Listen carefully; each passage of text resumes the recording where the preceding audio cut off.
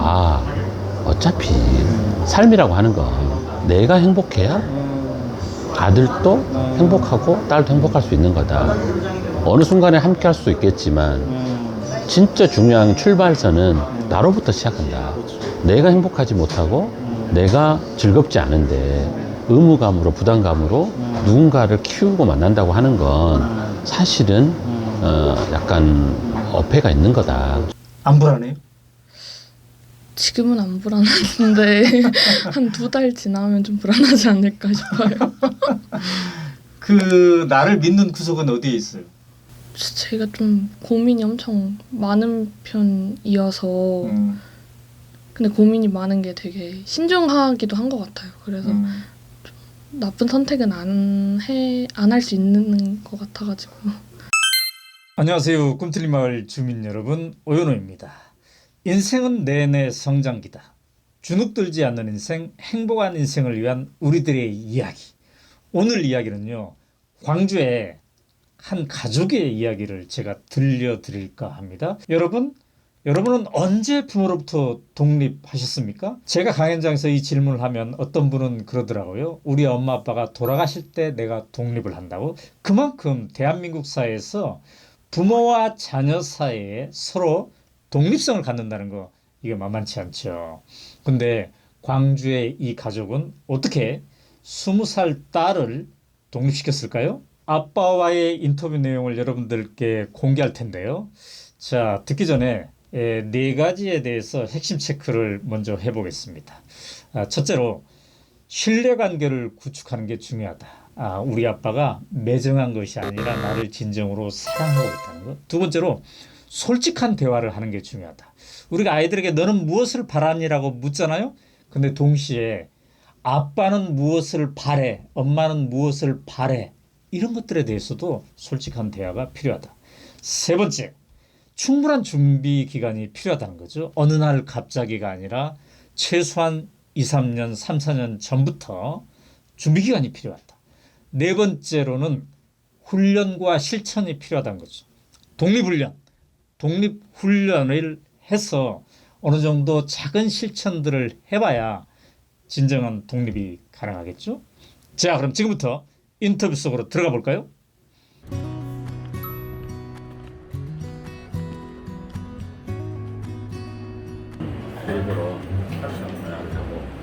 처음에는 막연히 이런 생각을 했던 것 같아요. 뭐냐면 나도 내 삶을 혼자 살아나기가 쉽지 않겠다. 근데 그 나이 때는 더더군다나 또 그랬고 불안하잖아요. 완성된 것도 없고 우리 아버지가 재산을 많이 물려준 것도 아니고 나도 계속해서 내내 나도 40이 되고 50이 돼도 뭔가를 위해서 막 해내면서 성장할 것 같은데 흔히 말하는 이런 어떤 사회적 기준으로 내가 아이한테 뭔가를 해주고 뭐 그렇게 어떤 물질적인 것도 해주고 이럴 자신이 없는 거예요.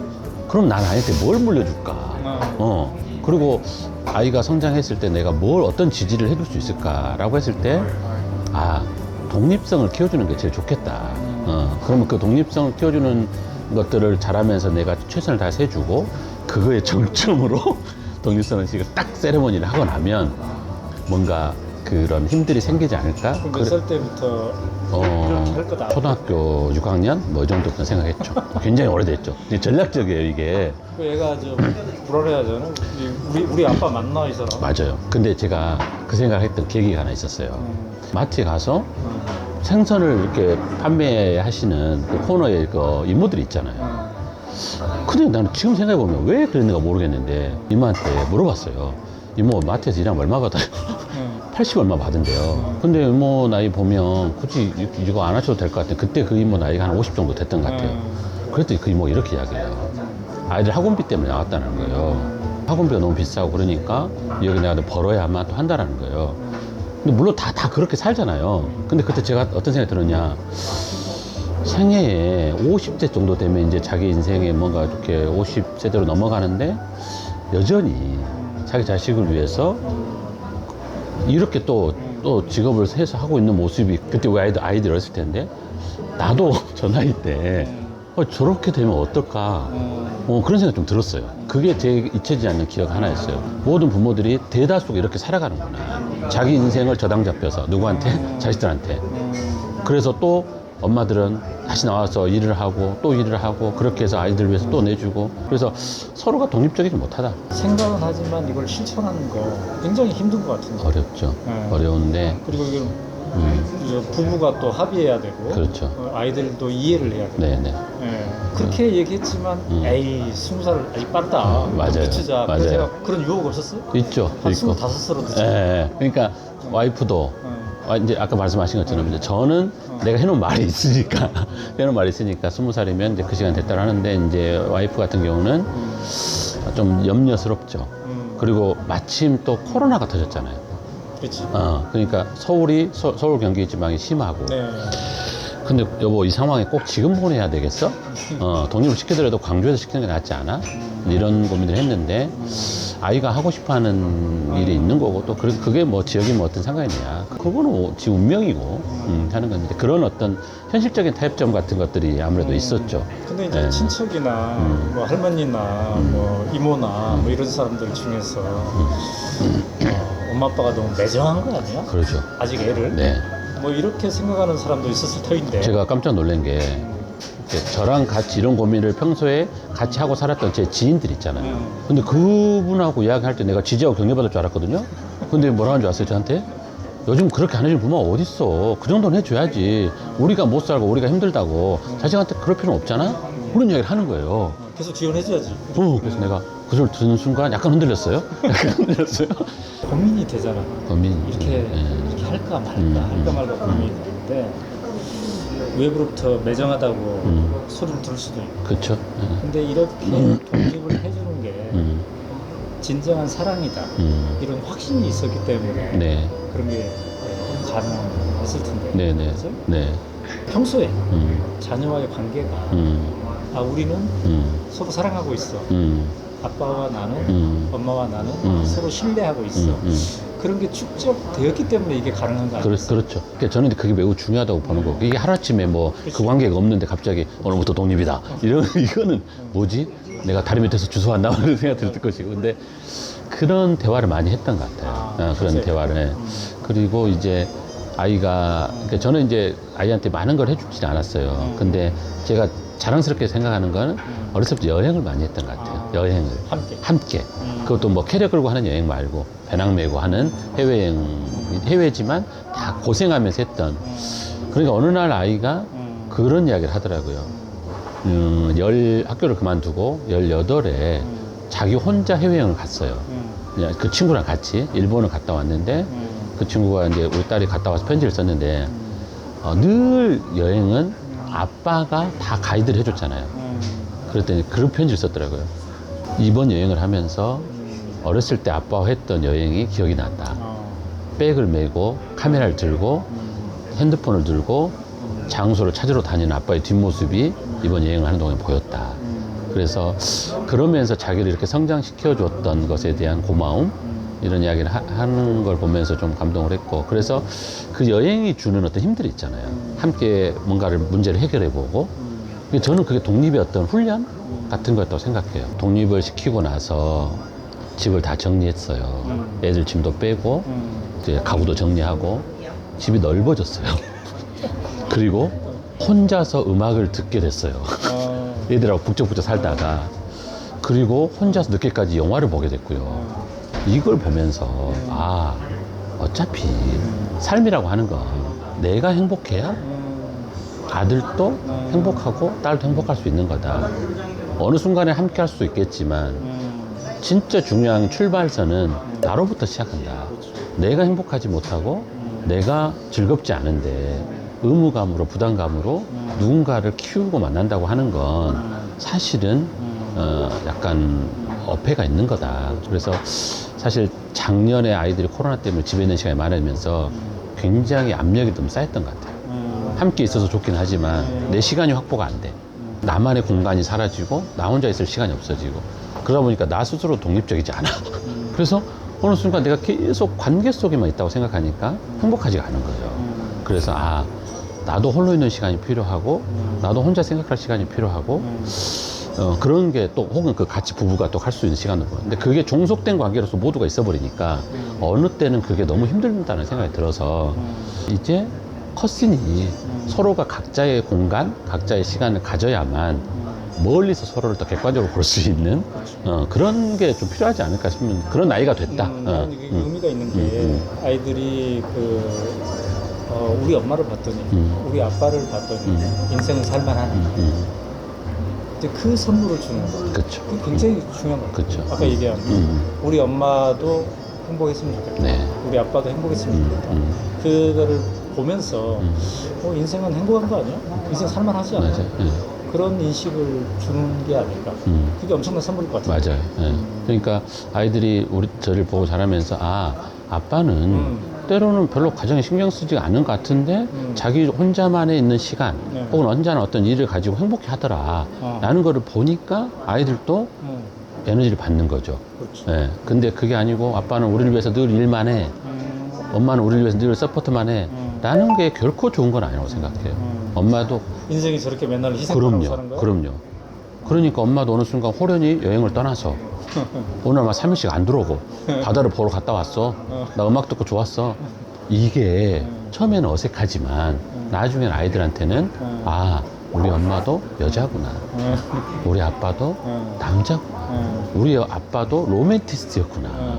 우리 엄마도 문학 소녀였구나. 이런 것들을 경험하고 느끼게 해줘야만 서로가 독립된 존재로서 서로를 인식하는 거지.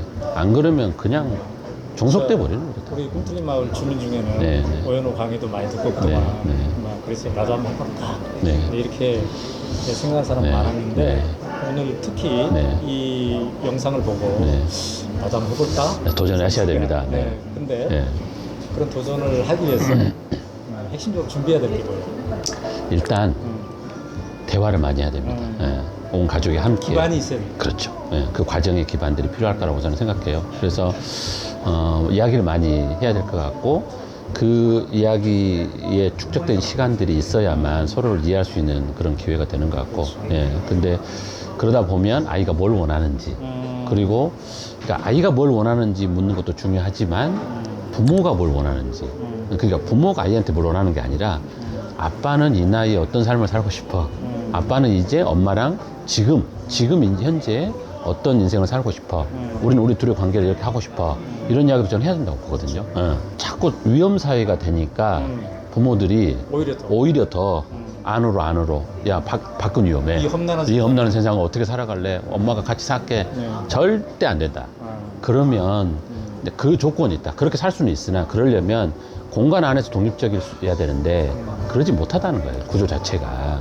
그러면 서로 안 돼요. 환경까지. 그러니 위험한 사회이지만 그래도 사회적 연대와 지지를 믿고 최소한의 안전장치를 가지고 그리고 살아나야 돼요. 자, 지금까지 아빠와의 인터뷰 내용을 여러분이 들으셨는데요. 어떻게 느끼셨습니까? 자, 그 딸, 독립선언한 딸은 과연 잘했나 궁금하시죠? 그래서 제가 서울에서 딸을 만나봤습니다. 자, 지금 엄마 아빠 집을 떠난 지 며칠째 됐어요, 대략? 한 달 정도 한 달 됐어요? 돼가는 것 같아요. 근데 말이죠, 우리 사회는 지금 28살이 되어도 32살이 되어도 심지어 40살이 되어도 엄마 아빠랑 같이 살면서 상당한 부분을 엄마 아빠가 보살펴주면서 사는 그런 사람들도 꽤 있어요. 나는 그런 사람 안 돼야 되겠다라고 생각했어요?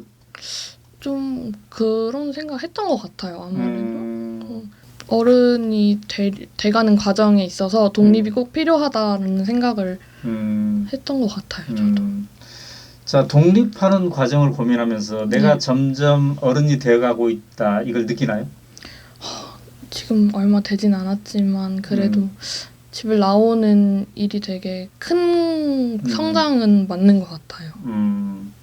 자, 아까 제일 큰 걱정이 이제 돈과 관련이라고 그랬는데 일단 지금 이제 서울에 집 얻고 월세 얻고 이런 거는 아마 엄마 아빠가 처음에는 도와줬을 건데 이제 앞으로는 본인이 경제적으로도 독립하는 게 목표잖아요. 이 험악한 세상에 이게 과연 가능할까요? 걱정이 많이 들 것 같아요. 지금 처음이라서 막 와닿진 않는데 그래도 막 반년 뒤, 뭐 1년 뒤 이렇게 생각하면은 당장 알바를 해야 될 것 같고 돈을 막 모아놔야 될 것 같고 그 돈 생각하면은 약간 불안한 게 맞죠? 네. 근데 아니 딴 엄마 아빠들은 네. 20살 넘었어도 늘 막 집안에서 껴안고 있고 그러는데 왜 나더러는 독립하라고 하지? 약간의 그 서운함? 우리 엄마 아빠가 너무 매정한 게 아닌가? 이런 생각 들 때도 있지 않았어요 혹시? 그런 생각도 당연히 좀 들었던 것 같고 근데 이제 왜 그렇게 하지를 생각하면은 뭔가 그 이유를 알 것 같기도 했어요. 그러면 그렇게 독립을 권하는 게 엄마 아빠가 매정해서가 아니라 어쩌면 나에 대한 진정한 사랑일 수도 있다 이런 네. 생각을 해본 거예요? 그런 것 같아요. 네. 근데 그런 생각이 들려면 평소간에 엄마 아빠와 신뢰가 있었어야 될 것 같은데 본인과 네. 어때요? 그런 편이었어요 좀? 엄마 아빠가 좀 제가 하는 일들에 있어서 신뢰랑 지지를 좀 무조건적으로 해줬던 경험이 있어서 예를 든다면 어떤 경험? 아까 말했던 것처럼 제가 학교를 고등학교 때 그만둔 게 있었는데 그때도 그냥 제가 하고 싶다고 하니까 그 이후에 어떻게 할지에 대해 같이 이야기를 나눴지 좀 그러면서 좀 지지랑 응원을 느꼈던 것 같아요 저도. 자 근데 첫 출발에서는 네. 엄마 아빠가 아마 돈을 조금이라도 보태서 지금 이제 기반을 마련했을 텐데 이후에는 네. 본인이 본격적으로 네네. 살아가야 된단 말이죠. 이게 결코 만만치 않는 일인데 어떻게 그렇게 용기를 낼 수 있었어요? 아마도 제가 청소년 때부터 좀 독립적으로 돈을 벌고 싶은 욕구가 있었거든요. 그래서 계속 아르바이트를 해왔고 일정 부분 조금 모아둔 게 있기도 했고 그리고 이렇게 돈을 벌면 벌 수 있겠다 이런 생각이 들었던 것 같아요. 안 불안해요? 지금은 안 불안한데 한 2달 지나면 좀 불안하지 않을까 싶어요. 나를 믿는 구석은 어디에 있어요? 제가 좀 고민이 엄청 많은 편이어서 근데 고민이 많은 게 되게 신중하기도 한 것 같아요. 나쁜 선택은 안 할 수 있는 것 같아가지고. 네, 여러분 오늘의 이 아빠와 딸의 이야기 어떻게 보셨습니까? 우리가 유산 할 때 먼저 돈을 생각하죠. 근데 오늘 인터뷰를 통해서 저는 그런 생각을 해봤어요. 진짜 돈보다 더 소중한 유산이 있겠구나. 그것이 첫 번째로는 독립성을 심어주는 거, 스스로 이 험난한 세상을 살아갈 수 있는 힘을 길러주는 거, 그 다음에 두 번째로는 인생은 살만하다. 우리 엄마 아빠를 보니까 인생은 살만해. 이 마음을 심어주는 거, 이거이지 않을까 생각을 해봤습니다. 제가 덴마크를 23번이나 왔다 갔다 하고 북유럽 사회를 연구한 이유가 바로 이 독립성과도 연관이 있는데요. 그 사회는 자녀들이 18세가 되었을 때 독립을 시키기 위해서 국가와 사회가 충분한 지원을 해주고 있더라고요. 그런데 우리 사회는 그런 게 안 되어 있기 때문에 이 아빠 엄마의 어깨 위에 모든 게 달려 있지요. 그럼에도 불구하고 이 광주의 이 가족처럼 과감하게 적박한 땅에서도 뭔가를 시도를 해보는 가정이 있습니다. 이 가정의 독립이 가족 구성원 모두의 행복으로 이어질 수 있도록 우리가 응원해주면 좋겠습니다. 응원의 표시로 오늘의 이야기 좋으셨으면 구독, 좋아요, 알람 설정 꾹꾹꾹 하시고 꿈틀린 마을을 더 풍요롭게 함께 가꾸어 가면 좋겠습니다.